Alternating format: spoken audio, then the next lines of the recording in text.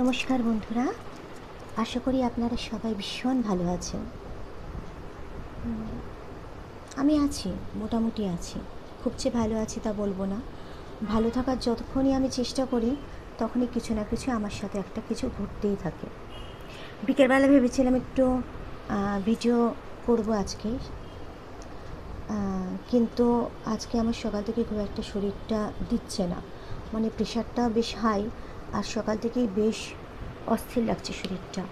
মানে প্রেশারটাও হাই যেমন বললাম, তেমনি মানে খুব ডিসব্যালেন্স হয়ে যাচ্ছে আজকে।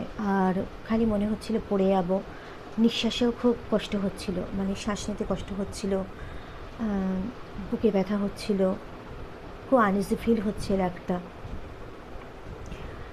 এই জন্য আজকে খুব একটা রান্না টান্নার দিকেও আমি যাইনি খুব একটা। কিছুই না, শুধুমাত্র আজকে ওই আলু সিদ্ধ ঘি ভাতের ওপর দিয়ে চালিয়ে দিয়েছি সবাইকে, এটাই। তা বিকেলবেলা একটা ব্যাপার হয়েছে যে শরীরটা যতই জুত না দিক, তাও ঠিক করেছিলাম যে এই 4টের পরে একটা ভিডিও দেব, নইলে একটু শর্ট করব আমি। কিন্তু হ্যাঁ, কী করবো হলো না। তো 4টে থেকে 4:30-এর মধ্যে বাবাইকে বলেছিলাম যে 4টের পরে একটা অ্যালার্ম দিস। বাবাই 4:30 5টা বলেছিল, তো আমি বলেছিলাম 4টে হোক।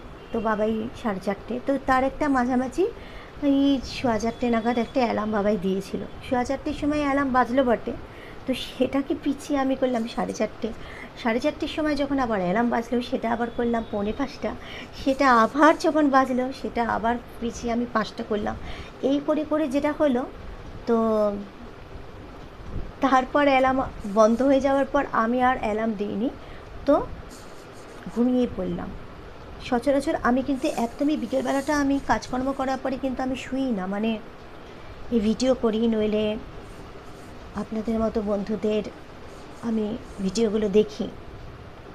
কিন্তু ওই বললাম না, শরীরটা একদম আজকে আমার পারমিট করছিল না, তো শুয়ে ঘুমিয়ে পড়েছিলাম আর কি। এই তো আজকে ব্যাপারটা হলো কি বলুন তো, কি করব বুঝে উঠতে পারছি না।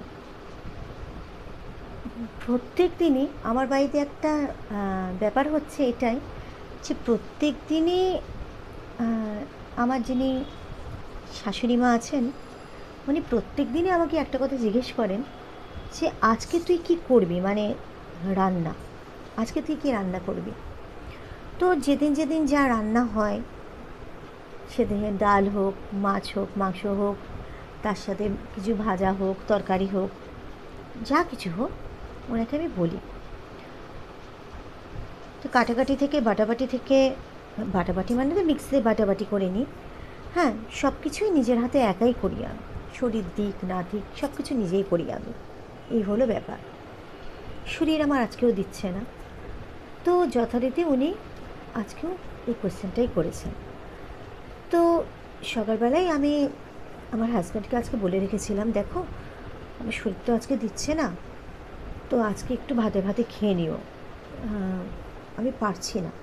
কেন কি, সত্যি কথা বলতে আমাকে কোনোভাবে হেল্প করার জন্য সেইভাবেই বাড়িতে কেউ আছে বলবো না। ওই আমার হাজব্যান্ড করেন হেল্প, আর আমার ছেলেটি আছে। এবার আমার ছেলে, তার ক্লাস, তার পড়াশোনা বাদ দিয়ে, আমি আগেও বোধহয় আপনাদের ভিডিওতে এটা শেয়ার করেছি, সে তো নিশ্চয়ই আমার পেছন পেছন হাতাখুন্তি নিয়ে আমাকে হেল্প করবে না। আমি নিশ্চয়ই আশা করব না আমার ছেলে তার ভবিষ্যৎটা, কাজকর্ম, তার পড়াশোনা, তার পরীক্ষার প্রিপারেশন, এগুলো বাদ দিয়ে আমার সাথে সাথে একটু নুন তেপে, তেল তেপে, হ্যাঁ, সে সবজি কাটবে, সে রান্না করবে আমার সাথে সাথে, এটা নিশ্চয়ই আমি চাইবো না।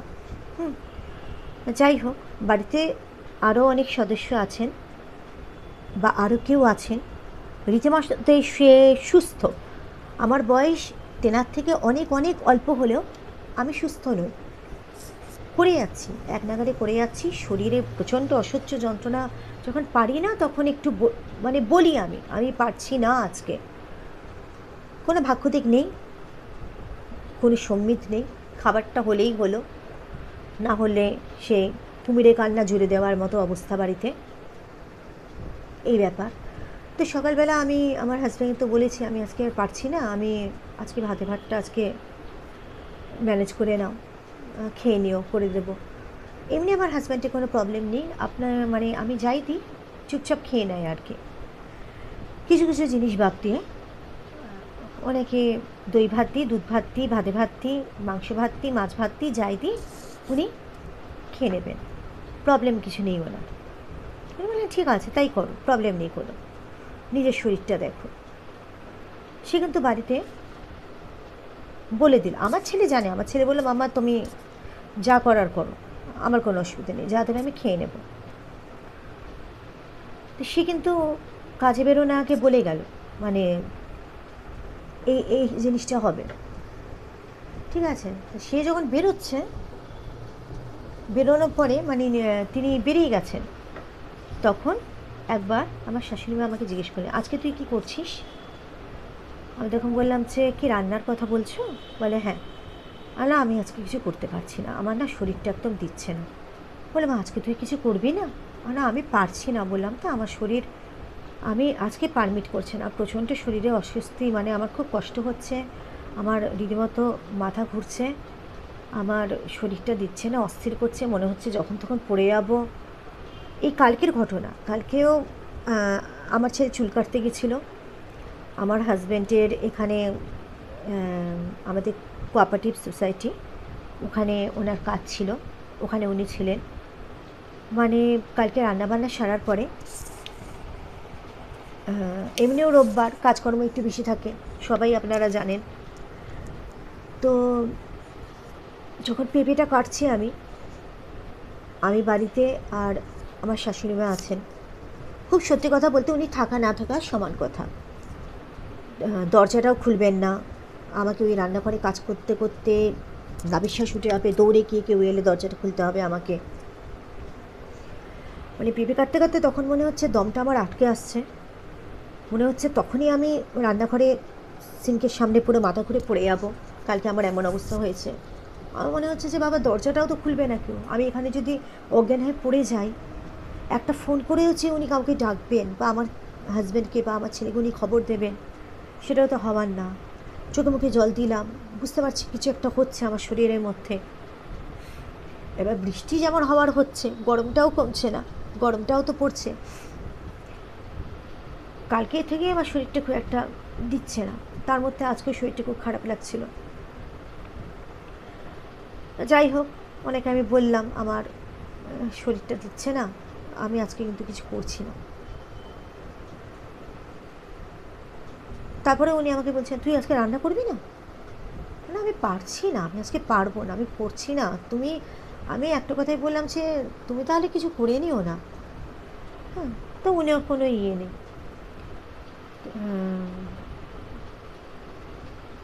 তা আমি অনেকের সাথে একটা কথাই বললাম, আমি বুঝতে পেরেছি আমি যেদিন উঠতে পারবো না, সেদিন আমার বাড়ির যে মানুষেরা তাদের, মানে আমার বাড়ির মানুষদের কোনো খাবার জুটবে না, এটুকু আমি বুঝে গেছি। তুই ভাত রান্না না করলে আমি খাবো কি আজকে। আমার না অবাক লাগলো, আমি জানি না আপনাদের বাড়িতে এইসব প্রবলেমগুলো আছে কি না। তো একটা মানুষ অসুস্থতা বোধ করছে, একটা মানুষ পারছে না, সে নিজে বলছে, তবুও তেনারই খাবার চিন্তা, মানে তেনার ভাতটা কী করে রান্না হবে, তেনার খাবারটা কী করে জুটবে। আমি পারছি না যখন আমি বলছি, আলাম দাঁড়া আমি করে দিচ্ছি, আমি আস্তে আস্তে করছি। হ্যাঁ, না তুই কে আর করবি, আলাম পারছি না বলছি তো, আমি পারছি না, আমি ওই বলে গেছে তো তোমার ছেলে। হ্যাঁ, তো গেলাম রান্নাঘরে, আস্তে আস্তে করছি, সব দিচ্ছে না শরীর, করছি। আর ঘি ভাতটা হোক মাখন ভাতটা হোক, সেটাতেও তো আলুটা কাটতে হয়। হ্যাঁ, শুধু তো ভাত বসিয়ে দিলাম চাল ধুয়ে, এই জিনিসটা তো হয় না। হ্যাঁ, হলো। এবার কথাটা হচ্ছে যখন খেতে দেওয়ার সময় আর কি।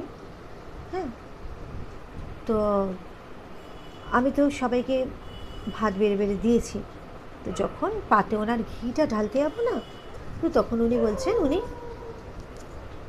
ঘি নেবেন না, মানে এরকম করছেন, মানে নেবেন না উনি। আর আমি ঠিক আছে তাহলে মাখনটা দিই। ও মা উনি মাখনও নেবেন না, উনি ঘি নেবেন না, উনি মাখন নেবেন না। বলছি কী দিয়ে খাবে?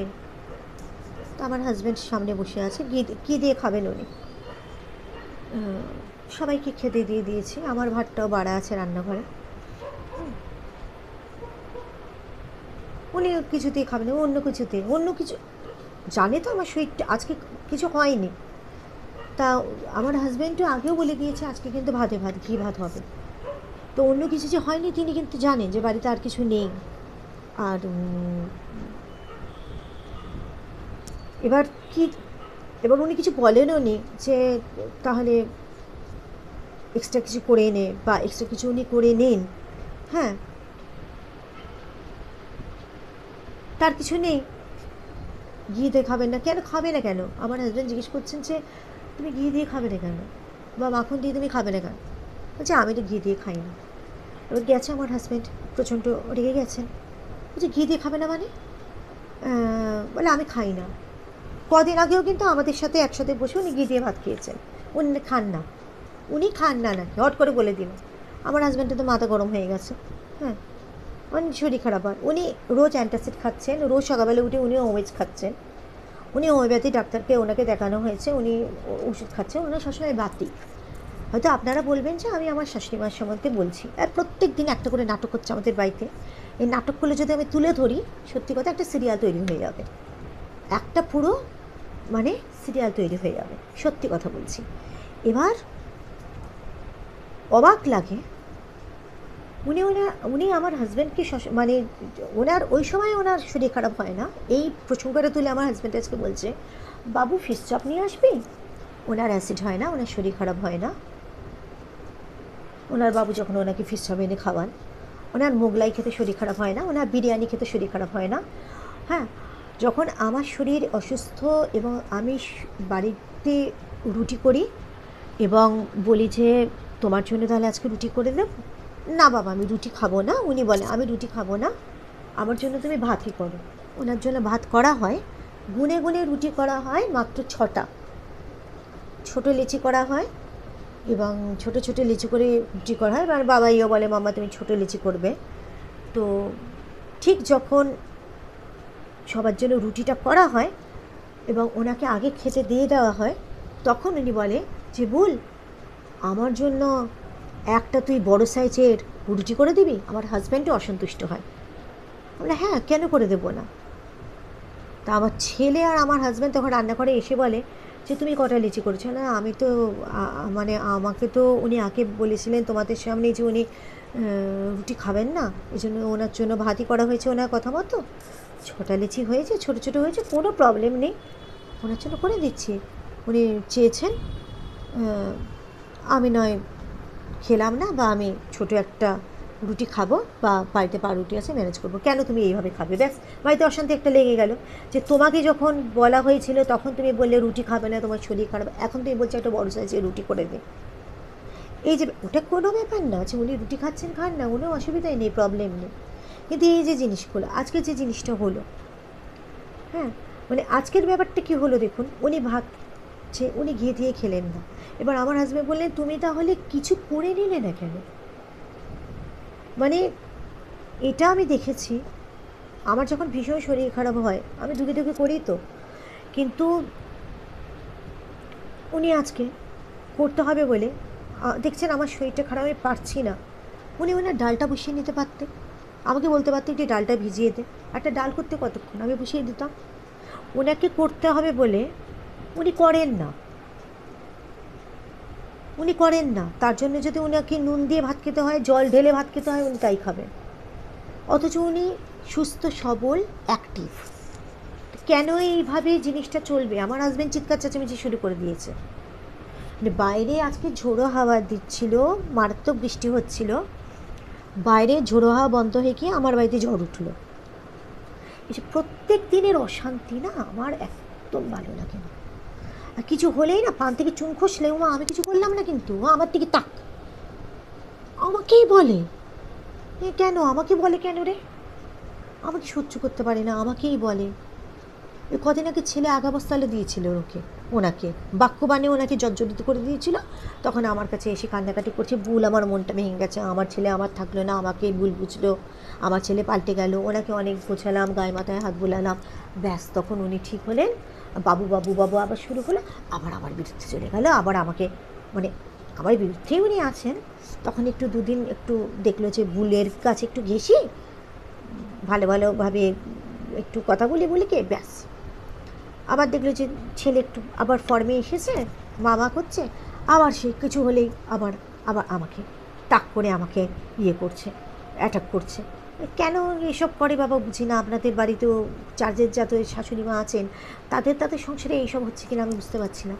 প্রত্যেক দিনের এই জিনিসটা না আমার পক্ষে ভীষণ মানে ভীষণভাবে একটা কী বলবো, একটা বেদনাদায়ক যন্ত্রণাদায়ক একটা ব্যাপার হয়ে উঠেছে। একে তো শরীর নিয়ে আমি পারি না, তারপরে মানসিক দিক থেকেও আমি ভীষণভাবে কী বলবো জর্জরিত। কেন কি আমার মাও থেকে অসুস্থ, আমার দিদিটার অবস্থা খুব খারাপ, আমার দিদির শরীর ভীষণ খারাপ। আমি সেই চিন্তাতে সারাক্ষণ আছি, ভগবানকে এক মনে ডেকে যাচ্ছি, আমার দিদিটাকে সুস্থ করে দাও, সুস্থ করে দাও, দয়া করে সুস্থ করে দাও, ভিক্ষে চাইছি। তার মধ্যেই উৎকট শান্তি। উনি ঠিক, আরে সুখে থাকতে লোকের ভূতে কেলায়, এখানে এত ভালো আছেন উনি, হ্যাঁ, সেদে সেদে অশান্তি, সেদে সেদে আমি না আর পারছি না। এটা হচ্ছে আসল কথা, আমি আর পারছি না। এবার আমি কিভাবে এখান থেকে নিস্তার পাবো, রেহাই পাবো, আমাকে একটু যদি দয়া করে আপনারা বলে দেন না, আমার ভালো হয়। এক এক সময় মনে হয় না কোথাও একটা পালিয়ে যাই, কোথাও একটা চলে যাই, নইলে মরে যাই। সত্যি বলছি, প্রত্যেক দিন যখন সকালবেলা উঠি না, চোখ খুলে ভাবি আবার সকাল হলো আমার, এমন একটা দিন আসুক আমি সকালবেলা চোখ যেন না খুলি, আমার ভালো লাগে না। এত অ্যাডজাস্ট করার চেষ্টা করি, এত অ্যাডজাস্ট করছি, চুপ মানে মানে আমার রাগ হলেও আমি এখন চুপ করে থাকছি, তারপরেও এই আঙুলটা আমার দিকে, মানে পায়ে পা লাগিয়ে ঝগড়া করে বলে, ইচ্ছে করে খোঁচানো বলে, আর নিজেকে কত কন্ট্রোল করে রাখবো। আর আর পারছি না, এই ভেতর না বাস্ট করে যাচ্ছে, তো আমারই কিছু একটা হয়ে যাবে এবার।